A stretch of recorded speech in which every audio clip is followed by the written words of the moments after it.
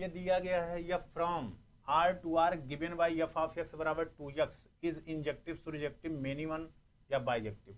आप देखो 1 के लिए हम लोग क्या करते हैं खटाक से 1 के लिए अगर कल बताया था एफ ऑफ x1 बराबर एफ ऑफ x2 बराबर हो तो x1 बराबर x2 होना चाहिए। तो एफ ऑफ x1 बराबर एफ ऑफ x2 तो क्या हो जाएगा 2x1 बराबर 2x2 तो 2 कैंसिल यानी कि x1 बराबर क्या है x2 है।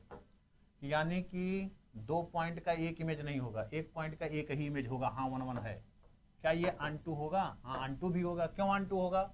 हर पॉइंट के लिए देखो कोई भी वाई आर में लीजिए तो उसके लिए देयर एग्जिस्ट y/2 बिलोंग करेगा किसमें डोमेन में सच दैट अगर f ऑफ y/2 निकालते हो तो इमेज कितना आएगा 2 इंटू y/2 बराबर y। यानी कि कोडोमेन का कोई भी एलिमेंट कभी अगर यही नेचुरल नंबर होता अभी नेचुरल नंबर में भी ये क्वेश्चन है नेचुरल नंबर होता तो ये ऑन2 नहीं होता 1 केवल होता। क्यों? नेचुरल नंबर में कभी भी फ्रैक्शन में नंबर नहीं आते हैं ये ध्यान रखना फ्रैक्शन में नहीं आते। अगर यही मैप हमारा ये होता f फ्रॉम n से n और यही डिफाइंड होता f ऑफ x बराबर 2x तो ये जो आप कह रहे हो कि y है तो y/2 होगा। तो y अगर नेचुरल नंबर है तो y/2 is not a natural number तो डोमेन में कोनो एलिमेंट नहीं मिलेगा तब ये केवल 1 होता। ध्यान रखना नहीं डोमेन और ये देख लिए कह दिए हाँ सर बताए तो थे बाइजेक्टिव हो गया। ये रियल से रियल है तब बाइजेक्टिव है और n से n है तो केवल 1 होगा ऑन2 नहीं होगा तो बाइजेक्टिव है। ठीक है 1 भी होगा और ऑन2 भी होगा काम खत्म। चलो दूसरा function f from n to n given by x + 1 x - 1 if x is even और एक बार x क्या है आड है। तो देखो यही तो है x की वैल्यू 1 है आड तो इमेज क्या मिलेगा f ऑफ 1 की वैल्यू जो मिलेगी 1 + 1 यानी कि 2 मिलेगी। जैसे x की वैल्यू 3 है तो ऐसे देख लिया करो खटाक से 3 है क्या मिलेगा 3 + 1 यानी कि 4 मिलेगा। यानी कि f ऑफ आड पर इमेज जो मिल रहा है वो क्या मिल रहा है इवन मिल रहा है। आड अगर लेते हैं तो इमेज क्या मिल रहा है इवन। और देखो अगर इवन है तब जैसे 2 है तो f ऑफ 2 की वैल्यू 2 - 1 बराबर 1। अगर x की वैल्यू 4 हो गई तो 4 का कितना हो जाएगा 4 - 1 मतलब 3। इसका मतलब देखो f के इवन का इमेज आड मिल रहा है। ठीक है तो आप जानते हो ये अलग अलग ही इमेज मिल रहे हैं तो 1 भी है और क्या है ऑन2 भी है तो ये मैप क्या होगा 1 ऑन2 दोनों बाइजेक्टिव। ठीक है अरे इवन का इमेज आड दे रहा है आड का इमेज इवन दे रहा है कोई कभी रिपीट होगा नहीं काम खत्म। ठीक है अच्छा क्वेश्चन है एनसीईआरटी का क्वेश्चन है एग्जाम के दृष्टि से मोस्ट इंपॉर्टेंट क्वेश्चन। ठीक है एग्जाम के दृष्टि से मोस्ट इंपॉर्टेंट क्वेश्चन है। ठीक है एग्जाम के दृष्टि से मोस्ट इंपॉर्टेंट क्वेश्चन है। चलिए तीसरा क्वेश्चन देख लो f ऑफ x बराबर x के power 4 choose the correct option. Choose the correct option जल्दी बताओ चूज द करेक्ट ऑप्शन।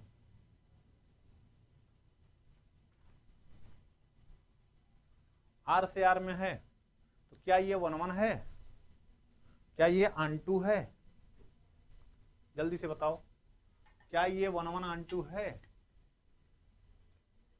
ध्यान दीजिए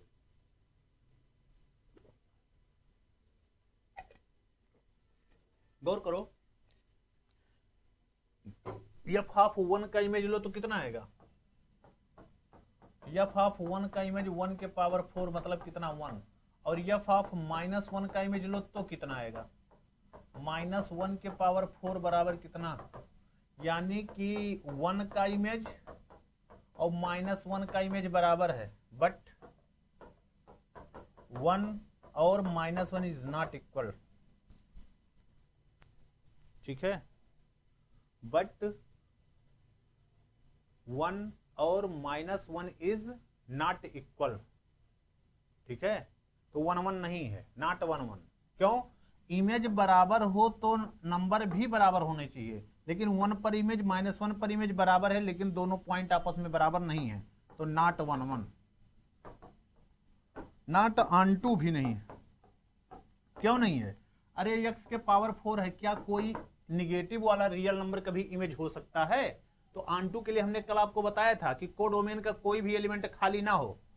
-1 किसी का इमेज हो सकता है, -2 किसी का इमेज हो सकता है, -3, -4, -5 ये सब किसी के इमेज नहीं होंगे, और r के वो सब खाली होंगे। क्यों? क्योंकि इमेज x के पावर 4 आ रहा है, वो हमेशा इवन नंबर यानी कि पॉजिटिव नंबर ही इमेज देगा, निगेटिव वाले सब छूट जाएंगे। तो यानी कि 1 1 भी नहीं है और ऑन टू भी नहीं है, तो f is neither 1 1 nor onto. बहुत अच्छा क्वेश्चन है, ना तो 1 1 है और ना तो ये क्या है, ऑन टू है, ना तो ये 1 1 होगा और ना तो ये ऑन टू होगा। ठीक है, चलिए आगे बढ़िए। 4, ये देखो क्या दिया है, a बराबर 1 2 3, b बराबर 4 5 6 7 एंड लेट। जो कैसे दिया है ये हम आपको सीधे सीधे डिफाइन कर दें। 1 2 3 दिया है और ये कितना दिया है, 4 5 6 और 7 दिया है। क्या है, 1 का इमेज 4 है, 1 का इमेज 4 है, 2 का इमेज 5 है, 2 का इमेज 5 है, 3 का इमेज 6 है, 3 का इमेज 6 है। ठीक है, B A function from A to B, then 1 1 हाथ दिख रहा है। क्या ये ऑन टू है? ऑन टू है नहीं, ऑन टू नहीं है तो बाइजेक्टिव नहीं है, 1 1 है तो मिनिमम नहीं है, केवल क्या होगा, 1 1 होगा। ऐसे ऐसे क्वेश्चन आपके एग्जाम में पूछे जाएंगे, जान लीजिए, जो भी आप देख रहे हैं छोटे छोटे क्वेश्चन। तो ये 1 1 है, ना तो ये बाइजेक्टिव है ना तो ये ऑन टू है। अगला question, the greatest integer function, हमने ध्यान नहीं दिया, ये ग्रेटेस्ट इंटीजर है, ऐसे ऐसे वाला ब्रैकेट है, ये ब्रैकेट है ये। The greatest integer function F given by F of X बराबर एक्स। अब ग्रेटेस्ट इंटीजर फंक्शन के बारे में अगर थोड़ा बहुत जानते हैं क्या होता है, ध्यान दो। ग्रेटेस्ट इंटीजर फंक्शन ये फंक्शन होता है जिसकी वैल्यू हमेशा x की वैल्यू से छोटी या बराबर हो, और ये ऑलवेज क्या होता है, इंटीजर होता है। ठीक है, आप जानते होंगे जैसे अगर x की वैल्यू 1.2 लिया जाए तो f ऑफ 1.2 की वैल्यू कितनी आएगी, 1.2। लेफ्ट में बढ़ते हो पहला इंटीजर कितना, 1। f ऑफ 1 - 3 का इमेज लिया जाए तो ग्रेटेस्ट इंटीजर 1.3 कितना आ जाएगा, हो 1 ही आएगा। f की वैल्यू 1.10 लिया जाए तो उसकी भी वैल्यू कितनी, 1.10 लिया जाए तो उसकी भी वैल्यू कितनी होगी, 1। 1.9 तक वैल्यू लिया जाए तो लेफ्ट वाली ही वैल्यू मिलती है, तो ग्रेटेस्ट इंटीजर 1/9 भी कितना होता है, 1 ही होता है। तो देखिए इतने सारे पॉइंटों का इमेज सेम हो रहा है, लेकिन क्या 1.2 1.3 के बराबर है, तो नॉट 1 1, नॉट 1 1, 1 1 नहीं है। अब ग्रेटेस्ट इंटीजर जो ये वैल्यू है, दिस इज ऑलवेज, जो इमेज मिल रहा है ये क्या है, इंटीजर है। तो इमेज यानी कि कोडोमेन के वही पॉइंट इमेज हैं जो इंटीजर हैं, तो रेंज जो होगा, रेंज इस फंक्शन का क्या होगा, आपका रेंज जो हो जाएगा वो जेड केवल आएगा ना, केवल इंटीजर ही तो इमेज आएंगे, और बकिया सब यहां क्या हो गए, खाली छूट गए। और आप कहते हो ऑन टू होने के लिए कोडोमेन का कोई भी एलिमेंट खाली नहीं होना चाहिए, तो ढेर सारे एलिमेंट छूट रहे हैं, तो ना तो 1 1 ना तो ऑन टू मैप होगा। ठीक है, चलो आगे बढ़ जाओ। लेट आर बराबर दिस, ए बराबर दिस, बी बराबर this, consider the function A from A to B defined by. ये इंजेक्टिव होगा कि बाइजेक्टिव होगा, सुरजेक्टिव होगा, मिनिमम होगा, क्या होगा?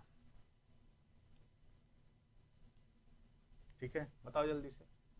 r-3 दिया क्योंकि फंक्शन 3 पर डिफाइंड नहीं होगा, और r बराबर -1 दिया क्योंकि वो रेंज के बराबर हो गया, पूरा रेंज दिया है। ठीक है, तो देखो 1 1 के लिए हम यही कर देते हैं, f ऑफ x1 बराबर f ऑफ x2 कर दें, कितना हो जाएगा, बोलो जल्दी से। f ऑफ x2 बराबर कर दें तो क्या हो जाएगा, x1 - 2 अपान x1 - 3 बराबर x1 - 2 अपान x1 - 3। यही तो होगा, नहीं होगा? तो इतना जब हम करेंगे तो कितना आ जाएगा, ये x2 है, सॉरी, आप इसको देखेंगे तो कितना आ जाएगा, अगर आप बुरा भाग कर लें इसको, x1 x2 minus 2x2 minus 3x1 और प्लस क्या हो गया 6 बराबर कितना आ जाएगा, x1 x2 minus 2x1 plus कितना हो गया 6। ठीक है, तो 6 से 6 कैंसिल हो गया, x1 x2 से x1 x2 कैंसिल हो गया। ठीक है, और क्या बचा, और कुछ यहाँ गुणा करने पर छूटा है, x1 x2 2x1 3x2 भी होगा माइनस 3x2 है, तो कितना हो जाएगा माइनस 2x2 माइनस 3x1 बराबर माइनस 2x1 माइनस 3x2। ठीक है, तो एक साइड कर लो, इसको इधर कर लो, इसको उधर कर लो, तो यहाँ करोगे प्लस, यानी कि x2 बराबर क्या आ गया n1 हो गया, ये 1 है फंक्शन, ये जो होगा क्या होगा 1 होगा। क्या ये ऑनटू है, ऑनटू के लिए क्या देखो, क्या इसका डोमेन उसका रेंज पूरा पूरा कोडोमेन के बराबर आ रहा है, जरा देखो ध्यान से, जल्दी से देखो इसको तो आप देख लियो, अब इसको देखो जरा जल्दी से।